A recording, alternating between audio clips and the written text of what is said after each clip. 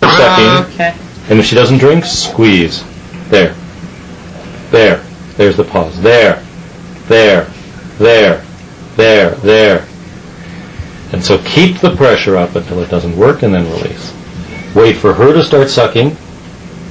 And if she doesn't drink, then squeeze. You see how that works to get her more milk. There. There. There. There. There. Good. And then release when it doesn't work. She'll start sucking on her own when she tastes a bit of milk. And again, if she doesn't start drinking, then squeeze.